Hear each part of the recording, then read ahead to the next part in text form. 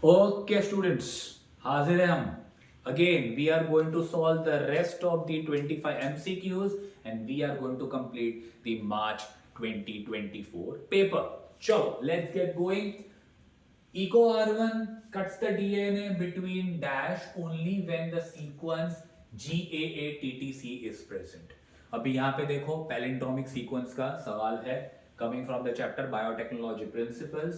तो यहाँ पे तुम देख लो GAATTC 3 प्राइम 5 प्राइम पैलिंड्रोमिक मतलब यहाँ से करो या वहां से it is going to read the same GAATTC okay it is going to 5 prime 3 prime. तो कट कहां से करता है it is going to cut from here between G and A और यहाँ पे हमें बन जाएंगी स्टिकी एंड्स बनेंगी. ओके तो यहाँ पे एक फ्रेगमेंट जो बनेगा it is going to look like this और दूसरा फ्रेगमेंट जो बनेगा it is going to look like this. तो यहाँ पे क्या हो जाएगी these ends are going to be sticky end.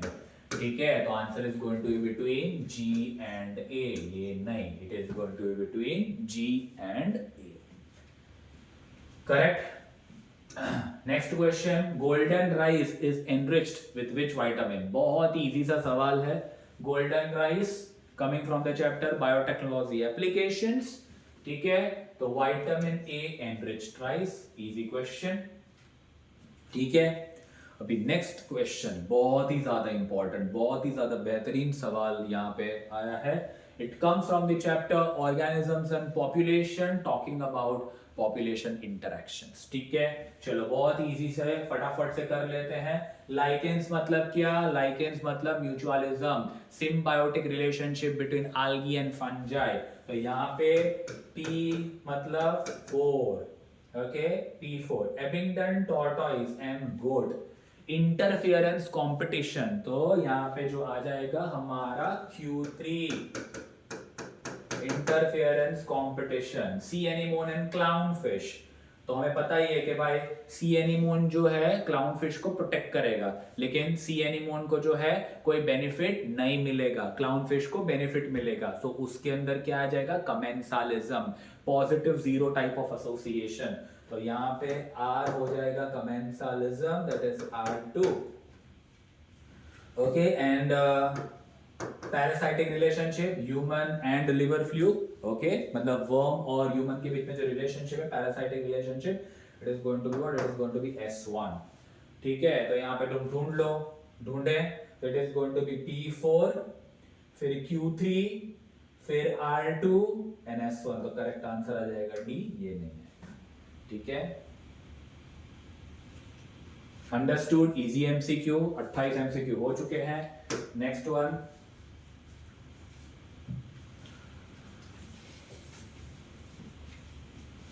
Okay अभी जो नेक्स्ट एमसीक्यू है it is going to be talking about ecosystem finding out the true and the false statements. Easy वाला MCQ. Choose the correct option from the given statements. Pyramid of energy is always upright. Definitely true. Pyramid of number in C is generally inverted. Pyramid of number in C is going to be upright only. तो यहाँ पे हो जाएगा ये false statement. Pyramid of biomass is generally inverted in C. Yes, this is going to be true. हमें पता ही है okay कि फिशेस के अंदर जो बायोमास होगा वो ज्यादा होगा compared to the phytoplanktons. And in most of the ecosystem the pyramid of number and energy are inverted. No, they are upright in majority of them. So it is going to be false. So it is true, false, true, false. So correct option is going to be option D. ठीक है. Main cause of biodiversity loss coming from the chapter biodiversity conservation. पहला ही statement दिया हुआ है habitat loss and fragmentation में. Habitat loss and fragmentation is the major loss. Okay, it is basically the major cause of the biodiversity loss. ठीक है rhyming हो गया. major cause of the biodiversity loss. Yes, so it is going to be habitat loss and fragmentation. ये next question है diagram based from the chapter sexual reproduction in flowering plants. Ploidy ढूंढनी है. Okay, so let's find out about this. ये अपना megasporogenesis topic में से question आया है. In the given figure, megasporogenesis is shown in angiosperms. What are the ploidy in the given x and y? तो यहाँ पे तुम देखो ये जो सराउंडिंग सेल्स है ना, वो सराउंडिंग सेल्स हमारे न्यूसेलस हैं। तो न्यूसेलस सेल्स में से क्या होगा, हमारा एमएमसी सिलेक्ट होगा, मतलब मेगास्पोर मदर सेल, उसकी तो प्लॉइडी 2n है, तो यहाँ पे आ जाएगा सबसे पहले 2n। ओके, और अंदर क्या बन रहा है, अभी तुम्हारा ये एमएमसी है, it will undergo meiotic division. Okay, तो क्या बनाएगा, वो मेगास्पोर बनाएगा। तो अंदर क्या दिया हुआ है, मेगास्पोर दिए हुए हैं, तो मेगास्पोर की प्लॉइडी क्या होगी, एन होगी, बिकॉज वो मियोटिक डिवीजन कर रहा है, और meiotic division is always going to be taken place when the gametes needs to be formed. ठीक है, तो यहाँ पे जो एमएमसी है, megaspore mother cell, it is going to undergo meiotic division, और यहाँ पे जो है हमें एन सेल मिलेंगे, मेगास्पोर सेल मिलेंगे। तो यहाँ पे जो करेक्ट आंसर आएगा वो 2n, ये हो जाएगा 2n और ये हो जाएगा n। So the correct answer is going to be B, not A, it is 2n, n। Okay, next, lubrication of penis during coitus, human reproduction में से सवाल। Okay, the answer is going to be bulbourethral glands. Bulbourethral gland penis को lubricate करता है during sexual intercourse. Okay, and it comes from the chapter human reproduction, also called as. तो bulbourethral का अलग नाम भी है, उसे हम काउपर्स ग्लैंड भी बोलते हैं, it is also called as Cowper's gland.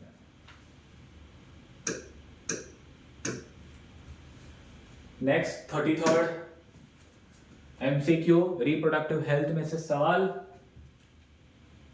Okay, तो यहाँ पे LNG20, लेवेनोर्जेस्ट्रल 20, दो एग्जांपल है हार्मोन रिलीजिंग आईओडी में से, LNG20 एंड प्रोजेस्टोसर्ट। तो यहाँ पे LNG20 comes under the example of hormonal releasing IUD. Okay, easy question. Now the next one, 34th, ये क्रॉस जो है capital T small t, cross with small t small t, बहुत ही सिंपल, रेसेसिव पेरेंट हम cross कर रहे हैं F1 generation के साथ, it becomes an example of a test cross. Okay, बहुत ही सिंपल सा सवाल है, टेस्ट क्रॉस का सवाल। ठीक है, टेस्ट क्रॉस हम क्यों करते हैं, test cross we do so that we can identify, हमें आइडेंटिफाई करना है, क्या आइडेंटिफाई करना है, कि हमारा जो पेरेंट है, हमारा जो डोमिनेंट पेरेंट है, वो होमोजाइगस है और हेटेरोजाइगस है। So for that we will carry out the test cross. अभी देखो, length of DNA double helix in human sperm is approximately. Okay, तो यहाँ पे जो है हमें ढूंढना है ह्यूमन स्पर्म के लिए। अभी ह्यूमन स्पर्म है क्या, तो human sperm basically it is a gamete. Okay, it is basically a gamete. तो ह्यूमन स्पर्म जो है, it is going to be basically what, it is going to be a gamete. तो gamete का ploidy क्या होगा, the gamete ploidy is going to be n, yes और no, it is going to be n। और हमारा haploid content कितना है DNA का, it is going to be how much, 3.3 into 10 to the power 9 base pairs. ठीक है, तो यहाँ पे जो है हमें फॉर्मूला अप्लाई करनी होगी। What is the formula, distance between the base pairs multiplied by content of DNA, तो उसके ऊपर से हमें मिल जाएगा लेंथ इन मीटर, तो मल्टीप्लाई करना है। तो डिस्टेंस बिटवीन बेस पेयर्स कितना है, 0.34 into 10 to the power कितना है, okay, it is going to be 0.34 into 10 to the power -9 metre multiplied by content of DNA कितना है, 3.3 into 10 to the power 9 base pairs. इसे हम अगर मल्टीप्लाई करेंगे, if you are going to multiply these, what answer we are going to get, we are going to get 1.1 meter, not 2.2 meter। 2.2 metre कभी आएगा, जब हमारे पास डिप्लॉयड कंटेंट होगा 6.6 into 10 to the power 9 base pairs. तो तभी जो है, मान लो कि ह्यूमन स्पर्म की जगह पे कोई डाइजेस्टिव सेल दे दिया, या रेस्पिरेटरी सेल दे दिया, या लिवर सेल दे दिया, तो तभी आंसर आ जाएगा 2.2 मीटर। Okay, easy question. The brain capacity of Neanderthals, okay, evolution में से question, origin and evolution of man, बड़ा सा दिमाग है उनका, तो it is going to be 1400 cranial capacity, right. तो आंसर आ जाएगा 1400, 909। Chemical structure of which drug is given below? Human health and disease, drugs and alcohol abuse में से सवाल, ये जो स्ट्रक्चर दिया हुआ है ना, ये स्ट्रक्चर मॉर्फिन का है, which comes under the category of opioids. Okay, तो यहाँ पे आंसर आ जाएगा morphine. Okay, the correct answer. ये कैनाबिनॉइड्स नहीं आएगा, कैनाबिनॉइड्स का स्ट्रक्चर अलग है. The structure is of morphine over here. तो morphine is going to be the correct answer.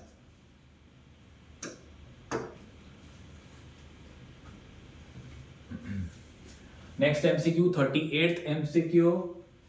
The statin produced by yeast Monascus purpureus lowers the blood cholesterol. Yes, statin acts as a competitive inhibitor for the enzyme responsible for the synthesis of cholesterol. So बहुत ही simple सा सवाल है, cholesterol का level घटा रहा है, मतलब कोलेस्टेरॉल के सिंथेसिस के लिए, for the synthesis of cholesterol जो एंजाइम की जरूरत है उसको इनहिबिट करेगा. The correct answer is going to be A. Both A and R are going to be true and R is the correct explanation of A. अभी ये vector में से सवाल है, बायोटेक के चैप्टर में से PBR 322, the ampicillin resistance gene, okay, containing the recognition site. अभी एम्पिसिलिन रेजिस्टेंस जीन होगा ना, तो उसके अंदर याद रखना है PST1 एंड PBU1. डायरेक्ट सवाल है, PST1 एंड PBU1. अगर टेट्रासाइक्लिन आएगा तो ये चूज कर लेना, साल्वन एंड BAMH1. ओके, दो चीजें याद रखनी है, PST1 PBU1, और अगर टेट्रासाइक्लिन आएगा तो साल्वन एंड BAMH1. ओके, ये चीजें याद रख लेना. Next 40th MCQ. Which part of the tobacco plant is infected by the nematode Belidomina incognitia? सवाल बायोटेक्नोलॉजी एप्लीकेशंस में से, from the topic pest resistant plant. Okay, उसके अंदर एक सब टॉपिक है आरएनए इंटरफेरेंस, तो रूट सिस्टम को अफेक्ट करता है. ठीक है. Next MCQ, which of the following is correct equation for VP, world पर लॉजिस्टिक ग्रोथ? याद रखना, उसके अंदर आ जाएगा कैरिंग कैपेसिटी. तो इसके अंदर क्या आता है? कैरिंग कैपेसिटी आती है. कैरिंग कैपेसिटी मतलब क्या? कैरिंग कैपेसिटी मतलब the maximum number of individuals that can be carried in the ecosystem. Ecosystem की कैपेसिटी कितनी है, उसके हिसाब से हम कैरिंग कैपेसिटी को डिफाइन करते हैं कि कितना नंबर अंदर आ पाएगा. ओके, तो यहाँ पे हमें लॉजिस्टिक ग्रोथ जो है उसके अंदर के को ध्यान रखना है. तो उसके अंदर हम इक्वेशन लिखते हैं dN/dt is equal to Rn 1 minus n by k. Okay, उसको हम सिंप्लीफाई कर लें, dN/dt is equal to Rn k minus n by k. Okay, so dN/dt is equal to Rn k minus n by k. C is the correct answer.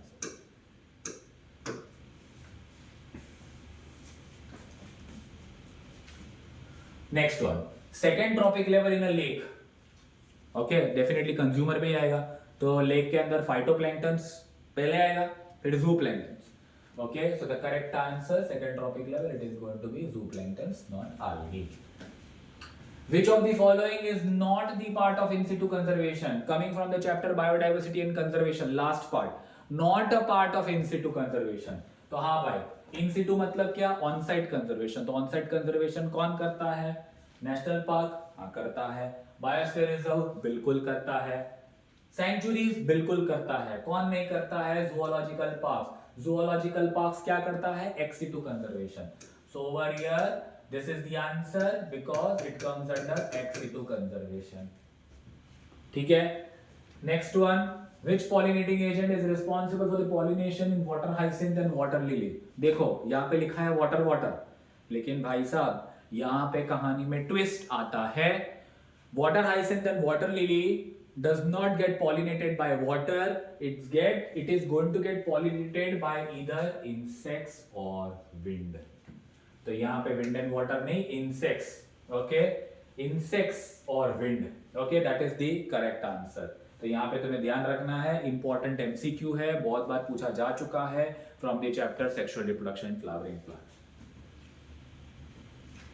फिर MTPs, reproductive health में से सवाल, medical termination of pregnancy, induced abortion are considered relatively safe. पहले trimester में safe रहता है, पहले trimester के अंदर it is going to be considered safe. तो पहला ट्राइमेस्टर मतलब क्या? 12 week. The correct answer is going to be D. Okay, next one, ये डायरेक्ट एमसीक्यू है. okay, from the chapter Principles of Inheritance and Variation. Okay, it is an example of, सबसे पहले तो तुम डायग्राम देखो. In given chart तुम जो है पेडिग्री को कैसे एनालाइज करोगे. सिंपल सा लॉजिक है यहाँ पे. पहले तो सबसे पहले देखो कि जनरेशन स्किप हो रही है नहीं हो रही है. तो यहाँ पे तुम देखो, यहाँ पे एक माता, ओके, फीमेल अफेक्टेड है, तो अपने बच्चों को दे रही है, okay, the trait she is giving. फिर उसके बाद यहाँ पे भी ये माता जो है, okay, female, she is affected, again she is passing on the trait. तो ट्रेट तो पास कर ही रही है, कैरेक्टरिस्टिक तो पास कर ही रही है. तो यहाँ पे जो है, जो सिंपल पहला कंक्लूजन जो निकलेगा कि भाई ये क्या है, ये डोमिनेंट ट्रेट है, ये डोमिनेंट है, क्योंकि जनरेशन स्किप नहीं कर रही है. जनरेशन स्किप होती तो रेसेसिव होता. ठीक है, अभी देखना है कि भाई ऑटोसोमल है सेक्स लिंक. याद रखना, अगर सेक्स लिंक्ड होगा तो क्रिस क्रॉस इनहेरिटेंस दिखेगा तुम्हें, मतलब मेल टू फीमेल, मतलब फादर टू डॉटर वाला केस ऐसा दिखेगा. तो यहाँ पे तुम देखो, यहाँ पे क्या दिख रहा है, okay, it is from the mother to mother. तो यहाँ पे जो है, okay, what are we seeing? Okay, we are seeing that crisscross inheritance is not there. So here the answer is going to be what? The answer is going to be autosomal dominant trait. Sex link recessive तो कटा ही नहीं आएगा.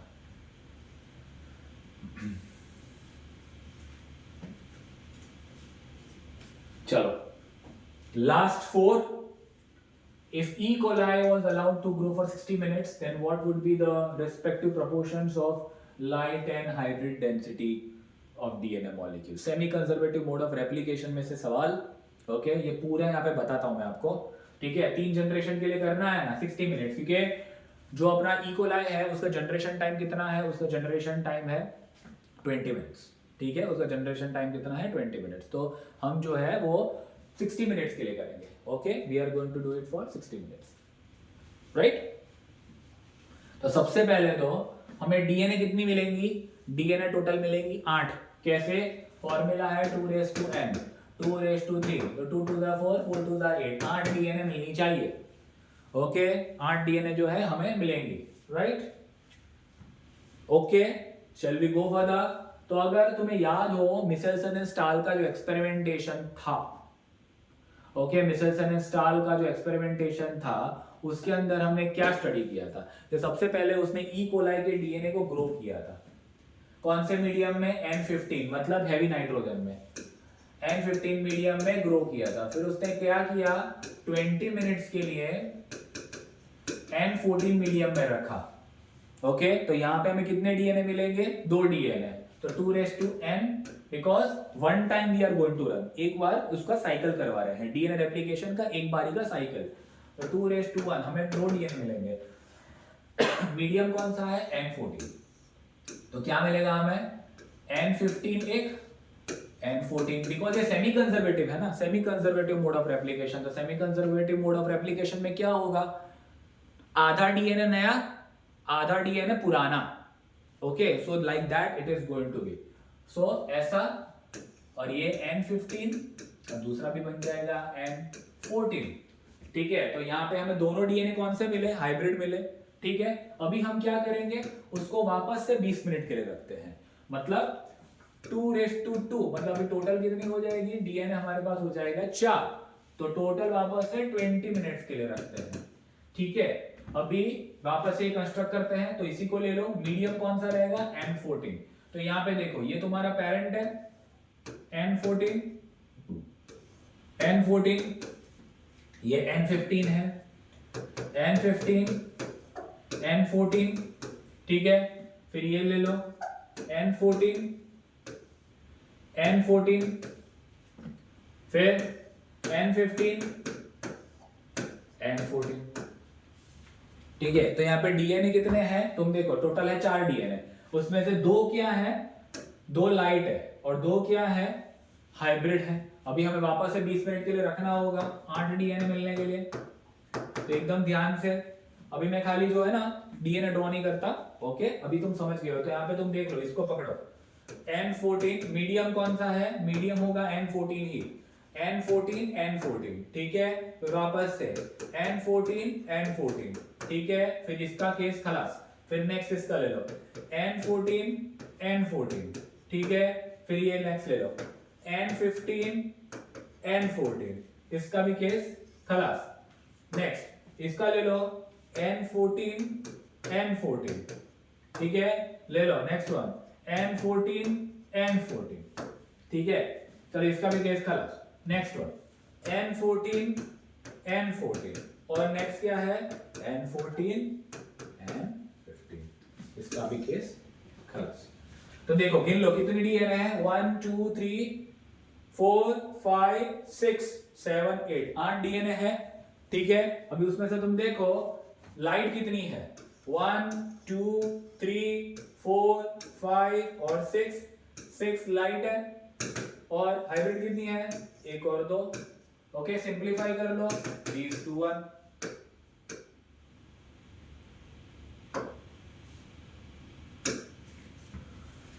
तो answer आ गया 3:1। Simple. देखो simple से shortcut बताता हूँ, ये सब करने की जरूरत नहीं। जब एग्जामिनेशन मान लो कि 80 मिनट आ जाए या 120 मिनट आ जाए या 140 मिनट आ जाए, सिंपल क्या करना है, जितने भी राउंड ऑफ रेप्लिकेशन होंगे, मान लो कि भाई 80 मिनट आ गए, इसकी जगह 80 मिनट, तो मतलब 2/4 मतलब 2 to the 4 to the 8 to the 16 DNA, उसमें से है ना सिर्फ 2 निकाल लो हाइब्रिड के लिए, बाकी 14 क्या हो जाएंगे 14 विल बी योर लाइट, तो क्या हो जाएगा 14:2 मतलब 7:1। फिर अगर मान लो कि 80 मिनट की जगह 100 दे दिया, मतलब 32 डीएनए होंगे। ओके तो 32 में से जो 30 होंगे 30, okay they are going to be light, they are going to be light, और दो क्या हो जाएंगे हाइब्रिड। तो ऐसा तो 15:1 का रेशियो। तो खाली दो जो है वो अपना निकाल लो हाइब्रिड के लिए, बाकी जो है सब डाल लो लाइट के लिए, ऐसा ही है।